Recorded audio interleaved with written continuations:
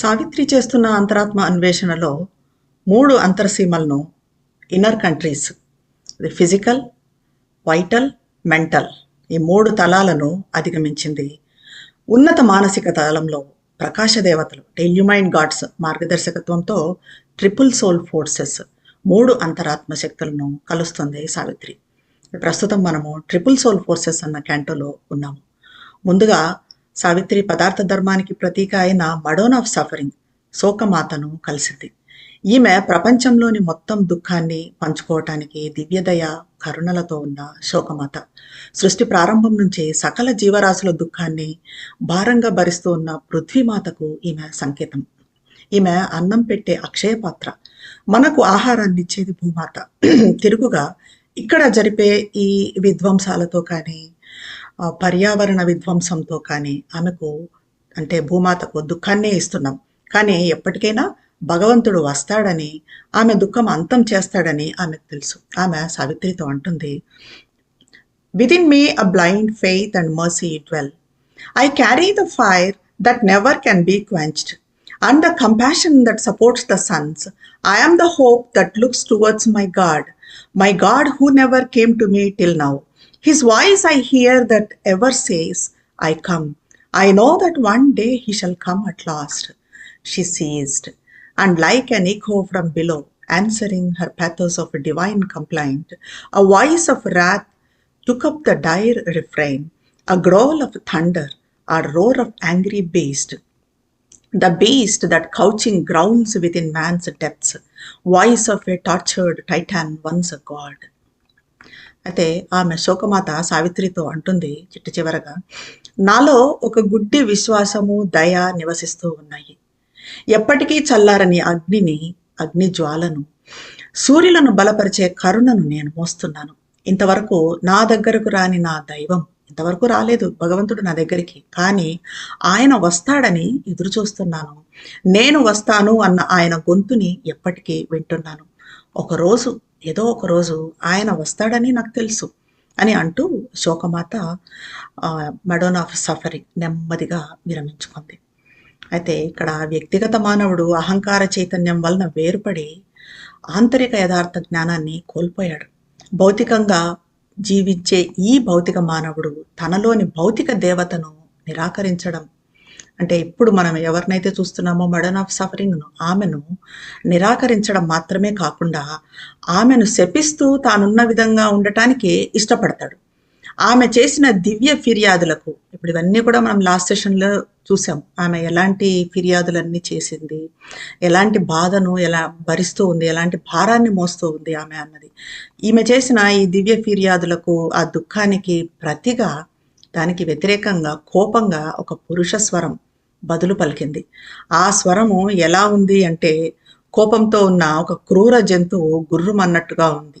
ఇదే అహంకారం, ఈ భౌతిక దేవతను నిరాకరించే అహంకార స్వరం.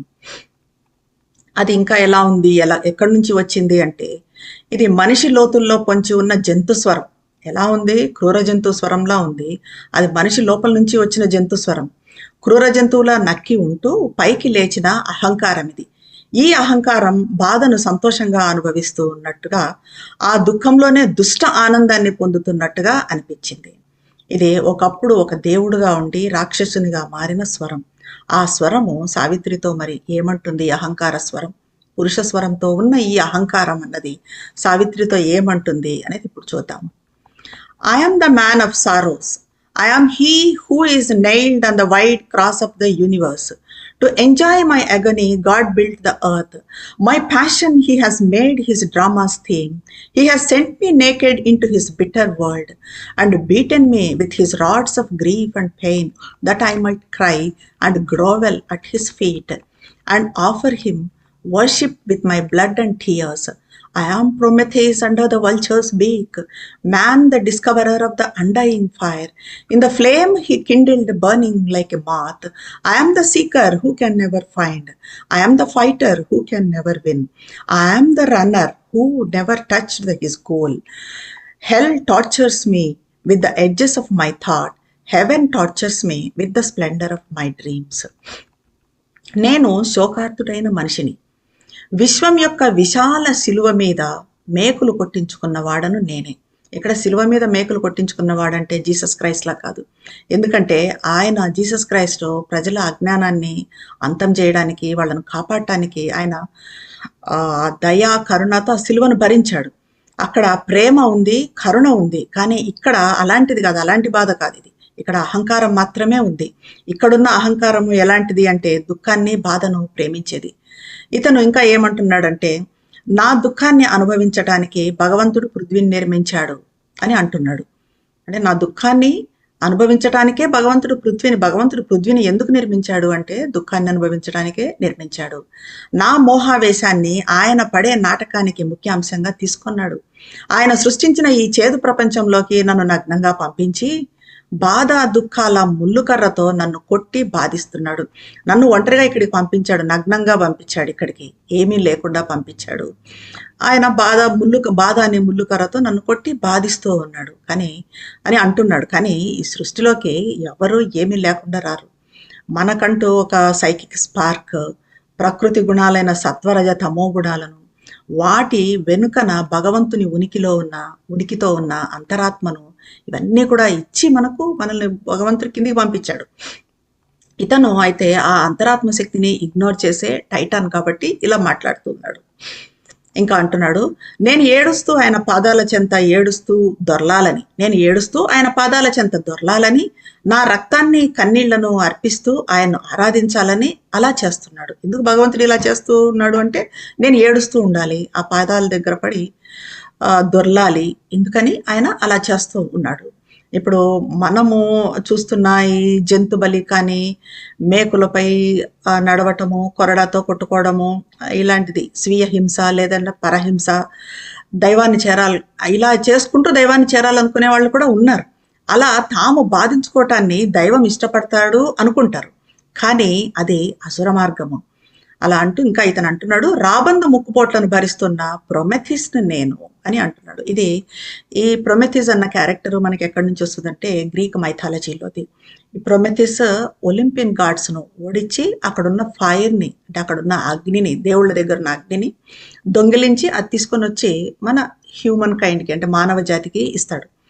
అది ఏంటి, ఆ అగ్ని ఏమిస్తుంది మరి మనుషులకి అంటే అది జ్ఞానము, సంస్కృతి, ఇట్లాంటి గిఫ్ట్స్ అంతా కూడా మనుషులకి ఇస్తుంది. దీంతో మనుషులు దేవుళ్ళ కన్నా ఇంకా గొప్పగా అవుతారు, ఇంకా ఎక్కువగా అవుతారు.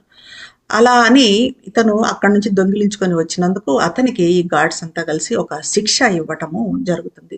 అది ఏంటంటే, అది ఒక రాబందు అతని లివర్ను ముక్కుతో పొడిచి తింటుంది ప్రతిరోజు రాత్రి. పొద్దునకి అతనికి మరణం అనేది ఉండదు కాబట్టి, అతను కూడా గాడ్ కాబట్టి, ఆ పొద్దునకి మళ్ళీ మార్నింగ్ అంతా కూడా ఆ లివర్ అన్నది పెరుగుతుంది. మళ్ళీ ఆ రోజు రాత్రి మళ్ళీ రాబందు వస్తుంది, రాబందు ముక్కుతో పొడుస్తుంది. ఈ రకంగా అతను ఆ శిక్షను భరించాలి అని చెప్పి ఆ శిక్షను అతనికి ఇవ్వడం జరుగుతుంది. ఆ శిక్షతో భూమి మీదకి వస్తాడు ప్రొమెథిస్. ఒక పర్వతం పైన ఒక బండరాయికి అతన్ని కట్టడం జరుగుతుంది. దానికి విరుగుడు ఏమంటే, ఎవరైనా అతని కోసం మరణించాలి, లేదంటే ఎవరన్నా ఆ రాబందును చంపాలి.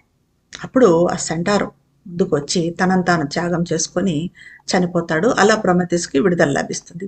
సో దీన్నే ఈ గ్రీక్ మైథాలజీలోని క్యారెక్టర్ని తీసుకున్నారు ఇక్కడ శ్రీ అరవిందులు. ఇక్కడ ఈ అహంకారం ఉంటుంది, రాబందు ముక్కుపోట్లను భరిస్తూ ఉన్న ప్రొమెథిస్ని నేను, మరణించని అగ్ని అన్వేషకుడిని, ఆయన వెలిగించిన జ్వాలలో మాడిపోతున్న శలభాన్ని, భగవంతుడు వెలిగించిన జ్వాలలో మాడిపోతూ ఉన్న శలభాన్ని. అంటే ఎప్పటికీ తృప్తి అన్నది నాకు ఉండదు, ఎప్పటికీ కనుక్కోలేని దాన్ని అన్వేషించే నిరంతర అన్వేషకుడను. దేన్ని కనుక్కోలేను, ఎప్పటికీ కనుక్కోలేను, అయినా కూడా నిరంతరము అన్వేషిస్తూనే ఉంటాను నేను. మరణించని అగ్ని అన్వేషకుడిని, ఆయన వెలిగించిన జ్వాలలో మాడిపోతూ ఉన్న శలభాన్ని. భగవంతుడు వెలిగించిన జ్వాలలో నేను మాడిపోతూ ఉన్నాను, ఆయన పెట్టే బాధను భరిస్తున్నాను. ఆయన వెలిగించిన జ్వాలలో మాడిపోతూ ఉన్న శలభాన్ని. ఎప్పటికీ నాకు తృప్తి ఉండదు, ఎప్పటికీ కనుక్కోలేని దాన్ని అన్వేషించే నిరంతర అన్వేషకుడను, ఎప్పటికీ జయం పొందని యోధుడను. పోరాడుతూనే ఉంటాను కానీ ఎప్పటికీ జయం పొందను, అలాంటి యోధుడను. యుద్ధం చేస్తూనే ఉంటాను. గమ్యాన్ని ఎప్పటికీ స్పర్శించకపోయినా పరుగులు పెడుతూనే ఉంటాను. గమ్యం అనేది నాకు చేరలేను గమ్యాన్ని, కానీ ఎప్పటికీ పరుగులు పెడుతూనే ఉంటాను. నా ఆలోచనల ములుకులతో నరకం నన్ను హింసిస్తుంది. అంటే ఎలాంటి ఆలోచనలు వస్తూ ఉంటాయి నాకు? అన్ని నెగిటివ్ ఆలోచనలు అన్నీ వస్తుంటాయి. నువ్వెందుకు పనికిరావు, నీ జన్మ వ్యర్థము, ఇలాంటివన్నీ పెసిమిక్ థాట్స్ అన్నీ. ఇలాంటి ఆలోచనలతో నరకం నన్ను హింసిస్తుంది. నా స్వప్నాల వైభవంతో స్వర్గం నన్ను బాధిస్తుంది. అంటే నా స్వప్నాలు ఎలా ఉంటాయి, మరి ఆలోచనలు ఎలా ఉంటాయి, నా స్వప్నాలు ఎలా ఉంటాయి అంటే ప్రాక్టికల్గా ఏం చేయకుండానే నేను అంత గొప్పవాడిని అవుతాను, ఇంత గొప్పవాడిని అవుతాను అని అనుకుంటూ కలలు కంటాను. ఇది ఆ మనిషి ఆ అహంకారం యొక్క, ఇప్పుడు పదార్థ ధర్మానికి చెందిన అహంకారం లక్షణం. ఇది విజయం పొందకుండా నిరంతరము శ్రమించే గుణం. మనుషులలో ఇలాంటి వాళ్లను చాలా మందిని మనము చూస్తాం. ఎలా అంటే వీళ్ళు ఇలాంటి వాళ్ళు ఎలా ఉంటారు అంటే, నేను జంతువులా శ్రమిస్తాను, జంతువులాగే మరణిస్తాను. ఇలాంటి జాతి కూడా మనుషుల్లో ఉంది. తిరుగుబాటు చేస్తూ కూడా నిస్సహాయంగా బానిసల్లా కనిపించే వాళ్ళు ఉన్నారు. రక్తం ధారపోసి బానిసత్వాన్ని వదిలించుకొని స్వతంత్రులు అయ్యే వాళ్ళు కూడా మనకు కనిపిస్తారు. సో ఈ వ్యక్తికి అట్లాంటి సంశయము, అట్లాంటి వ్యతిరేకత ఉన్న దృక్పథం ఉంది ఇతనికి. ఇంకా అతను అంటున్నాడు, what profit I have I of my animal birth? What profit have I of my human soul? What profit have I of my animal birth? What profit have I of my human soul? I toil like the animal die. I am man the rebel, man the helpless serf. Fate and my fellows cheat me of my wage. I loosen with my blood my servitude's seal, and shake from my aching neck the oppressor's knees, only to seat new tyrants on my back. My teachers lesson me in slavery. I am shown God's stamp and my own true signature upon the sorry contact of my fate. I have loved, but none have loved me since my birth. My fruit of works is given to other hands. All that is left me is my evil thoughts, my sordid quarrel against God and man, envy of the riches that I cannot share, hate of a happiness that is not mine. అతను అంటున్నాడు, నేను జంతువులాగే జన్మిస్తాను, జంతువులాగే మరణిస్తాను. నాకేదో అంతరాత్మ ఉందని అంటారు, కానీ ఈ జంతు జన్మతో నాకేం జరిగింది? నాకున్న మానవ అంతరాత్మతో కూడా నాకేం జరిగింది? ఎలాంటి లాభమూ లేదు. ఇదంతా కూడా పెసిమిజం. నాకేదో అంతరాత్మ ఉందని అంటారు, కానీ నా జన్మ జంతు జన్మే. ఆ మరణించడం కూడా జంతువులాగే మరణిస్తాను. అంతరాత్మతో నాకేం ప్రయోజనం లేదు, నా మానవ జన్మతో నాకేం ప్రయోజనం లేదు.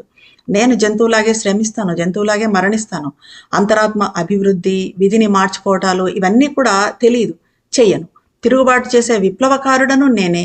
అలా స్వేచ్ఛ పొందకుండా నిస్సహాయంగా ఉండిపోయే బానిసను నేనే. నా విధి, వ్యక్తులు అంటే యజమానులు, బానిసలను వాడుకున్నట్టు నన్ను వాడుకొని, నా విధి నా యజమానులు నన్ను వాడుకొని నాకు వేతనం ఇవ్వకుండా, నాకు డబ్బులు ఇవ్వకుండా నన్ను మోసం చేశారు. ఇది నా విధి. నా రక్తాన్ని ధారపోసి బానిస అన్న ముద్రను నేను పోగొట్టుకున్నాను. అయితే నా మెడ మీద తొక్కిపెట్టి నన్ను బాధిస్తూ ఉన్న బానిసత్వాన్ని తోసిపారేస్తాను. కానీ నియంతలు, నేను ఎంత చేసినా కానీ నియంతలు కొత్తగా పుట్టుకు వచ్చి నా మీద స్వారీ చేస్తున్నాను. నేను ఎంత బానిసతనాన్ని పోగొట్టుకుంటూ ఉన్నా కూడా కొత్తగా నియంతలు పుట్టుకొని వస్తున్నారు, నా మీద స్వారీ చేస్తున్నారు. కాబట్టి నాకు బానిసత్వం అన్నది తప్పటం లేదు ఎప్పటికీ.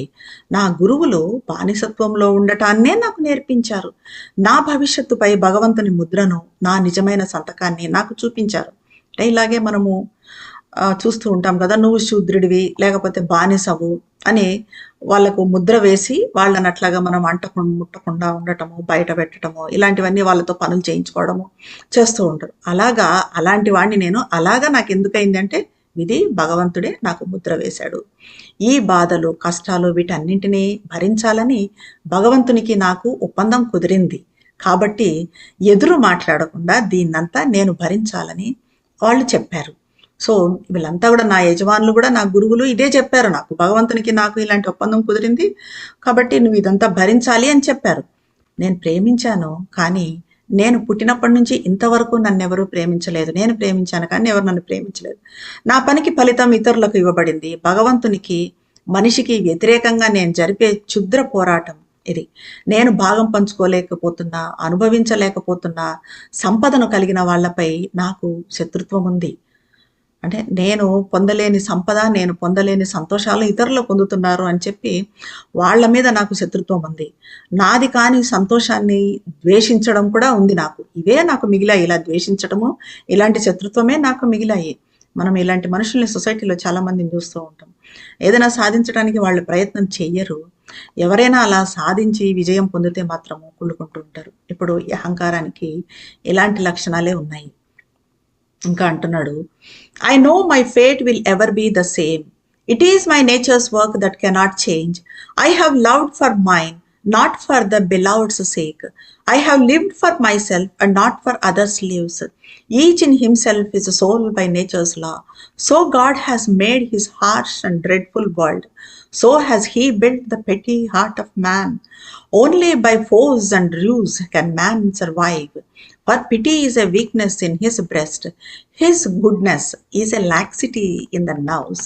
His kindness an investment for return. His altruism is ego's other face. He serves the world that him the world may serve. నా విధి ఎప్పటికీ మారదని ఇంతేనని నాకు తెలుసు. ఇక్కడ విధిని మార్చుకునే ప్రయత్నం కానీ మారుతుందనే ఆశావాదం కానీ ఉండదు. అయితే ఇంకా అంటున్నాడు, ఇది నా ప్రకృతికి చెందిన కార్యం, దీనిలో ఎప్పటికీ మార్పు ఉండదు. నా ప్రేమనే నేను ప్రేమించాను అంటున్నాను కానీ నా ప్రేమనే నేను ప్రేమించాను. నా ప్రియుని ప్రేమను కాదు. నన్ను ప్రేమించే వాళ్ళను నేను ప్రేమించాను, నన్ను నేను ప్రేమిస్తాను. అంత జడత్వంలో ఇంకా ప్రేమ అన్నదానికి ఎక్కడ తావు ఉంటుంది? అలాగా చెప్తున్నాడు. నా కోసం నేను జీవించాను, ఇతరుల జీవితాల కోసం కాదు. నా కోసమే నేను జీవిస్తాను, అది స్వార్థం. ఇతరుల జీవితాల కోసం కాదు, నన్ను నేనే ప్రేమించుకుంటాను తప్ప నన్ను ఇతరులు ప్రేమించినా కూడా నేను వాళ్ళను ప్రేమించను. ప్రకృతి ధర్మం ప్రకారం ప్రతి ఒక్కరూ తమలో తాము ఒంటరిగా ఉంటారు. మళ్ళీ తనంతాను ఇలా సపోర్ట్ చేసుకుంటూ ఉన్నాడు ప్రకృతి ధర్మం అంటూ. అలా భగవంతుడు తన కఠినమైన దుర్భర ప్రపంచాన్ని నిర్మించాడు. భగవంతుడే ఇలా ఉండమని చెప్పాడు, అలా ఉండాలనే ప్రపంచాన్ని నిర్మించాడు. అలాగే మనిషికి సంకుచిత హృదయాన్ని కూడా భగవంతుడే ఇచ్చాడు. కేవలం బలంతో కుతంత్రంతో మాత్రమే మనిషి జీవించగలడు. దయా జాలి అన్నది అతని హృదయంలో ఒక బలహీనత. ఇతను చెప్తున్నాడు, దయాజాలి అనేది ఎవరికైనా ఉంది అంటే అది బలహీనత మాత్రమే. అలాగే ఇతరులకు ఎంత పెద్ద హాని జరిగినా కూడా ఇలాంటి వాళ్ళు పెద్దగా పట్టించుకోరు. వాళ్ళకి ఎంత చిన్నది జరిగినా కూడా విపరీతంగా బాధపడిపోతూ ఉంటారు. కానీ ఇతరులకు ఎంత హాని జరిగినా కూడా పట్టించుకోరు. ఇది మంచితనము, ఇతరులలో ఉన్న మంచితనము అన్నది కూడా వాళ్ళ మెతకదనము అన్నట్టుగా మాట్లాడతారు అన్నమాట. అలాంటి వ్యక్తి అహంకారం ఇది. మానవ సేవ అన్నది కూడా అతను అంటున్నాడు, మానవ సేవ అన్నది అతని అహంకారపు ఇంకో పార్శ్వం. అండ్ ప్రపంచం తనకు సేవ చేయాలనే తాను ప్రపంచానికి సేవ చేస్తాడు. ఏదైనా మానవ జాతి సేవ, ప్రపంచానికి సేవ అన్నా కూడా తనకేదో ఒరగాలని, ఆ ప్రపంచం తనకు సేవ చేయాలనే సేవ చేస్తాడు. ఈ మానవ సేవ అన్నది కూడా అతని అహంకారపు పార్శ్వమే తప్ప ఇంకొకటి కాదు. మానవ సేవ కూడా ఎందుకు చేస్తారు? ఏదో పేరు రావాలనో ఇంకోటో తనకేదో చేయాలనో చేస్తాడు అని అంటున్నాడు. అవతల వ్యక్తి మనం ఏది చేసినా కూడా ఏదో యాక్సెప్ట్ చేస్తున్నాడు అనుకుంటాం కదా, ఇది కూడా అలాంటి నెగిటివ్ దృక్పథమే. ఈ గుణాల్లో ఏదో కొన్ని కొద్దో గొప్ప మన నిమ్న ప్రకృతిలో ఉంటాయి. ఎందుకంటే మన నిమ్న ప్రకృతిలో కూడా తమో గుణం ఉంది. ఇంకా అతను అంటున్నాడు, if once the Titan's strength could wake in me, if Enceladus from Etna could arise, I then would reign the master of the world, and like a god enjoy man's bliss and pain. But God has taken from me the ancient force. There is a dull consent in my sluggish heart, a fierce satisfaction with my special pangs, as if they made me taller than my kind. Only by suffering can I excel. I am the victim of titanic ills. I am the doer of demonic deeds. I was made for evil. Evil is my lot. Evil I must be, and by evil I live. Not other can I do, but be myself. What nature made me, that I must remain. I suffer and toil and weep. I mourn and hate. ఒక్కసారి గనుక నాలో రాక్షస బలం మేల్కొంటే, Etna అగ్నిపర్వతం నుండి, Etna అన్నది ఒక అగ్నిపర్వతం, దాని నుంచి ఎసిలేడస్ ఒక జైంట్ పైకి లేచాడంటే, రాక్షసుడు పైకి లేచాడంటే అప్పుడు నేను ప్రపంచాన్ని పాలించే అధిపతిని అవుతాను. ఇది ఒక వాల్కెనో ఎట్నా అన్నది, అది ఒక్కసారిగా ఎరప్ట్ అవుతుంది. అప్పుడు ఆ ఎరప్ట్ అయినప్పుడు ఈ ఎసిలేడస్ అనే అతను ఆ ఎరప్ట్ అయినప్పుడు, ఎసిలేడస్ అన్నది యాక్చువల్గా రాక్షస జాతి. మనం ఎలాగైతే మనకు దైవాసురులు అని ఉంటారో అలాగా గ్రీకు మైథాలజీలో ఒక అసురుడు ఎసిలేడస్ అనేది. అలాంటి రాక్షసుడు పైకి లేస్తాడు అని అంటే ఎలా అయితే మన పురాణంలో కొంతమంది అసురులు నేనే భగవంతుణ్ణి నన్ను కొలవండి అని మనుషులను బాధిస్తూ ఉంటారు చూడండి. ఉదాహరణకి హిరణ్యకశ్యపుడు అని. అలాంటి అసురులకున్న తమో గుణం ఇది. మనిషి సంతోషాన్ని బాధను దేవుడు ఎంజాయ్ చేసినట్లు ఎంజాయ్ చేస్తాను నేను. అప్పుడు నేను దేవుడికి ఈక్వల్ అవుతాను. అలా పైకి లేస్తాను ఎప్పుడో ఒకసారి, అప్పుడు నేను దేవుడికి ఈక్వల్ అవుతాను. దేవుడిలాగా సంతోషాన్ని ఎంజాయ్ చేస్తాను. కానీ అనాది నుంచి నాకున్న శక్తిని నా నుంచి భగవంతుడు తీసేసుకున్నాడు. తమస్సుతో ఉన్న నా హృదయంలో ఒక మంద సమ్మతి ఉంది. దీన్నంతా యాక్సెప్ట్ చేసే ఇది అన్నది ఆ స్లగ్గిష్ నేచర్ అనేది ఉంది. దీని అంతటిని నా తమో గుణం వల్ల నేను అంగీకరిస్తాను, అంతే తప్ప మార్చుకోవాలని ప్రయత్నించను. ప్రత్యేకంగా స్పెషల్గా పడే బాధలతో ఒక భయంకరమైన తృప్తిని పొందుతాను. అవి నన్ను ఇతరుల కన్నా ఇంకా గొప్పవాడిగా చేశాయి అనుకుంటాను. ఏదో బాధలు పెట్టుకుంటాను, నన్ను నేను ఆ బాధలు పడతాను, హింస పెట్టుకుంటాను, బాధపడతాను. అలా బాధపడడం ద్వారా ఇతరుల కన్నా నేను గొప్పవాడిని అని అనుకుంటాను. బాధతోనే నేను నిష్ణాతుడు అవుతాను. రాక్షస చెడులకు సాక్షిని నేనే. హింసకు లోనైన వాడను, పైశాచిక చర్యలను చేసిన వాడను. చెడు చేయడానికే నేను తయారు చేయబడ్డాను. చెడును ఎంపిక చేసుకున్నాను. చెడుగానే ఉండాలి, నేను చెడుతోనే జీవించాలి, నేను అలాగే ఉండాలి. భగవంతుడు నన్ను ఇలాగే నిర్మించాడు. నాలా నేను ఉండటం తప్ప నేను వేరే ఏమీ చేయలేను. అంటే మార్పు లేకుండా ఇలాగే ఉంటాను, నేను ఇంతే, నేను మారను, మారలేను అంటారు చూడండి. అలాంటి తత్వం. ప్రకృతి నన్ను ఎలా తయారు చేసిందో అలాగే ఉంటాను, అలాగే బాధపడతాను, అలాగే శ్రమిస్తాను, అలాగే ఏడుస్తాను, రోధిస్తాను, ద్వేషిస్తాను అని అన్నాడు. అప్పుడు సావిత్రి ఇదంతా కూడా విన్నది. And Savitri heard the voice, the echo heard, and turning to her being of pity, she spoke. అక్కడ మెడన్ ఆఫ్ సఫరింగ్ వైపుగా తిరిగి సావిత్రి ఇలా అన్నది. Made in of suffering, mother of grief divine, thou art a portion of my soul put forth to bear the unbearable sorrow of the world. Because thou art, men yield not to their doom, but ask for happiness and strive with fate.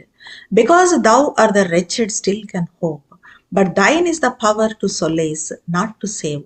One day I will return, a bringer of strength, and make thee drink from the eternal's cup. His streams of force shall triumph in thy limbs, and wisdom's calm control thy passionate heart. Thy love shall be the bond of humankind, compassion the bright king of nature's acts. Misery shall pass, abolished from the earth. The world shall be freed from the anger of the beast, from the cruelty of the Titan and his pain. There shall be peace and joy forevermore. ఈ అహంకారపు స్వరాన్ని, ఈ ప్రతిధ్వనిని సావిత్రి వినింది. అయితే ఈ రెండు స్వరాలు కూడా భౌతికతకు చెందినవే.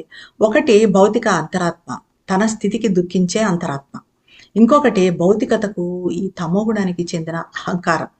ఈ అహంకార స్వరానికి సావిత్రి బదులు పలకలేదు. మడన్ ఆఫ్ సఫరింగ్ శోకమాత వైపు తిరిగి శోకమాతతో ఇలా అన్నది. దివ్య శోకమాత, మడన్ ఆఫ్ సఫరింగ్, భరించశక్యంగా అని ప్రపంచ విషాదాన్ని భరించడానికి నా అంతరాత్మ నుంచి బయటకు వెలువడిన అంతరాత్మ భాగానివి, నా అంతరాత్మ భాగానివి, ఒక పోర్షన్వి నువ్వు ఉన్నావు. కాబట్టే మనుషులు తమ దుర్విధికి కట్టుబడి ఉండటం లేదు.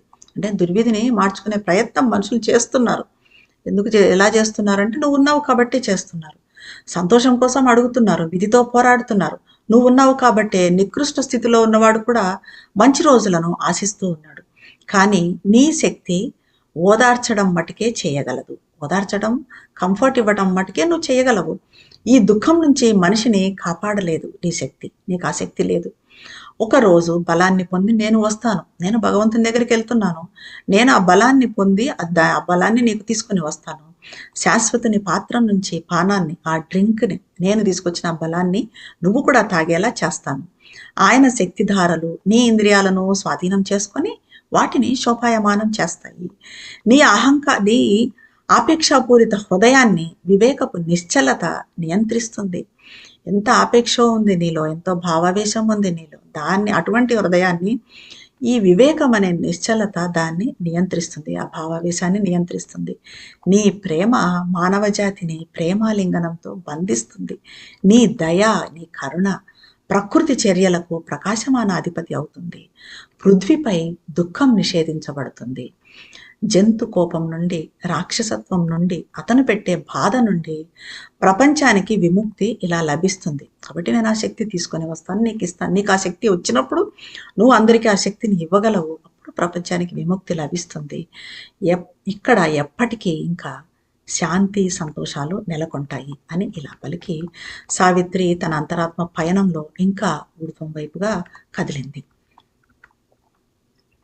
On past, she in her spirit's upward road, an ardent grandeur climbed mid-firms of rocks. A quiet wind flattened the heart to warmth. A finer perfume breathed from slender trees. All beautiful grew, subtle and high and strange. Here on a boulder carved like a huge throne, a woman sat in gold and purple sheen, armed with the trident and the thunderbolt, her feet upon a couchant lion's back. A formidable smile curved round her lips. Heaven fire laughed in the corners of her eyes. Her body a mass of courage and heavenly strength. She menaced the triumph of the nether gods. ఈ మడన్ of suffering శోకమాతను కలిసిన తర్వాత Savitri శక్తిమాతను, the mother of మైట్ను కలుస్తుంది. మనము ఎవరినైతే దుర్గా, కాళీ, లక్ష్మి అని పిలుచుకుంటూ ఉంటామో అలా పిలుచుకునే శక్తిమాత ఇక్కడ దేవత. ఆమె అనుగ్రహం కారణంగానే ఈ ప్రపంచంలో ప్రాణశక్తి అత్యంత సమర్థవంతంగా ప్రకటితమవుతుంది. తనను తాను ఇలా సఫలం చేసుకుంటూ ఉంది. అలా తన అంతరాత్మ అన్వేషణలో అంతర్లోతుల్లో ఇంకా ఊర్ధ్వానికి పయనించింది సావిత్రి. అక్కడ ముళ్ళ పొదలు, రాళ్ళు ఉన్న మార్గంలో పయనిస్తున్న సావిత్రిని ఒక ఉత్సాహవంతమైన వైభవము కనిపించింది సావిత్రికి. ఆ వైభవాన్ని సావిత్రి చూసింది. హృదయపు వేడిని ప్రశంసించే నిశ్చల వాయువు అక్కడంతా ఎలా ఉంది అంటే సన్నని వృక్షాల నుంచి వచ్చే సువాసనలు, వీటన్నింటినీ కూడా అనుభూతి చెందింది సావిత్రి.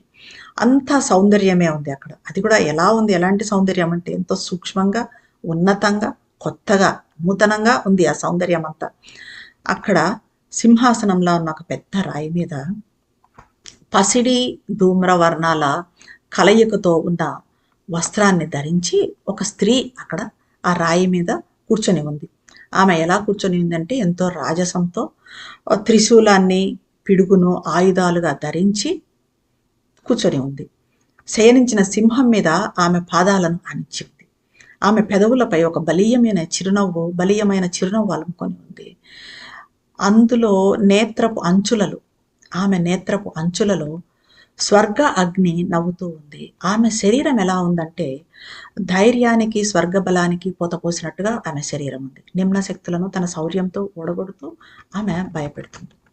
ఇది మనకు కాళీ, దుర్గా, లక్ష్మి అని చెప్పుకునే దేవతల లక్షణాలన్నీ ఇక్కడ కనిపిస్తాయి. A halo of lightnings flamed around her head, and sovereignty, a great cestus, joined her robe, and majesty and victory sat with her, guarding in the wide cosmic battlefield against the flat equality of death and the all-living insurgent night, the hierarchy of the ordered powers, the high changeless values, the peaked eminences, the privileged aristocracy of truth, and in the governing ideals sun, the triumvirate of wisdom, love, and bliss, and the sole autocracy of the absolute light. ఆమె ఇంకా ఎలా ఉంది అంటే ఆమె శిరస్సు చుట్టూ ఒక కాంతి వలయం ఉంది. సర్వాతిశయంగా ఒక బెల్ట్ అంటే వడ్డాణం లాంటిది చుట్టుకొని ఉంది. అది ఆమె వస్త్రాన్ని నిలబెడుతూ ఉంది. మరణపు సమానత్వానికి, అంటే అందరికీ మరణం తప్పదన్నట్టుగా ఆ మృత్యుదేవత ఉంటుంది. ఆ సమానత్వానికి, అంతను ఒకటిగా చూసే నిశీదికి, రాత్రికి కూడా అంతా ఒకటే, ఏమీ కనిపించదు మనకు నిశీదిలో. అలాంటి నిశీదికి ఒక క్రమంలో అమర్చబడిన శక్తుల క్రమతకు, ఏవైతే ఈ శక్తులు ఉన్నాయో అవన్నీ కూడా ఒక క్రమంలో అమర్చబడి ఉంటాయి, రాక్షస శక్తులు. అలాంటి క్రమతకు, మార్పు లేని విలువలకు, మార్పు లేకుండా జడంగా ఉన్న విలువలకు, వాటి శిఖరాయమైన శ్రేష్టతలకు, అవి ఎంతో శ్రేష్టంగా ఉన్నాము అని అనుకునేదానికి, ఆ శ్రేష్టతకు, పరమసత్యం మాది అనుకునే కులీన వర్గానికి, ఒక వర్గం మాదే పరమసత్యం అనుకుంటాయి, అలాంటి కులీన వర్గానికి, ఆదర్శ సూర్యుని పాలనలో ఉన్న వివేకం, ప్రేమ, ఆనందం అన్న మూడింటి సంస్థకు సమగ్ర దివ్యకాంతిని హక్కుగా ప్రకటించే వారికి వ్యతిరేకంగా, వీటన్నింటికి వ్యతిరేకంగా ఆదర్శం అని చెప్పుకుంటూ వివేకం, ప్రేమ, ఆనందం అన్న దాంట్లో ఉన్న దానిలకి, సమగ్ర దివ్యకాంతి మాది అని హక్కుగా ప్రకటించే వాళ్ళకి, వీటన్నింటికి వ్యతిరేకంగా విశ్వయుద్ధ క్షేత్రానికి రక్షణనిస్తూ రాజసం, విజయోత్సాహం ఈమెను అంటిపెట్టుకొని ఉన్నాయి. అంటే ఆమెకి ఎప్పుడు విజయమే ఉంటుంది. ఈ అసుర శక్తులను, ఈ నిమ్న శక్తులను, వీటన్నింటినీ కూడా ఆమె పోరాడి నాశనం చేస్తుంది. ఈ శక్తిమాత అయితే సావిత్రితో ఏమంటుంది అన్నది నెక్స్ట్ సెషన్లో చూద్దాం. ధన్యవాదాలు.